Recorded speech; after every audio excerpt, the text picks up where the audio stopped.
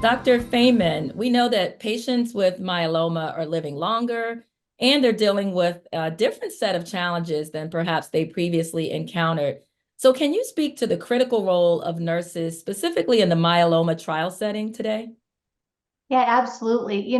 I must first start by saying that the successes in the treatment of multiple myeloma can be owed to the brave participation of the patients and the caregivers. So let's not forget about the caregivers to support the patients with clinical trials. And I started as a clinical trials nurse in the 1990s, managing these patients, and a nurse practitioner in 2002. And now my role is different also as a researcher. And so I have seen firsthand all these drug developments. And so the difference from before, when we had very few available therapies, to now we have an armamentarium of drugs. And so deciding whether or not to participate in a clinical trial is super important. And how can we support our patients who are now living a longer lifespan with all these cumulative physical and financial issues?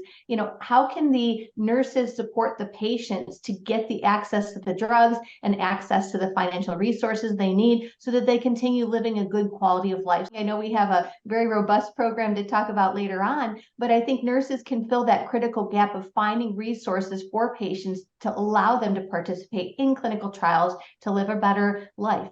Thank you. Ms. Gordon, we know that diversity in clinical trials is lacking. Certainly, there have been lots of reports about that. It's gotten increasing attention over the last few years. There's now regulations related to that. And while things are changing, we have a long way to go. And it's also important that we celebrate the wins that we've achieved along the way.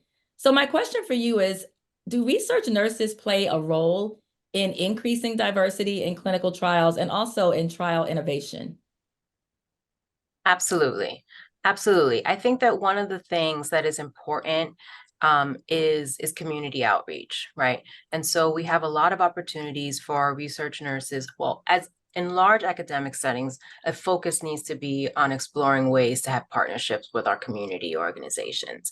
And once those connections are established, the research nurses can play an extremely pivotal role in ensuring that we are not only at point of consent educating, but way before that, getting involved in pre-screening activities in order to ensure that we're looking at a diverse population, and also to help with providers that are in the community that may have more advanced questions, and having the nurse being partners with those clinicians in order to help them get through the questions that they might have in a more timely manner. And so the research nurses that are attached to those academic centers have a pivotal role in ensuring that the community centers have support. And in doing the pre-screening, I think is an important feature of having the research nurse also be, involved in that process.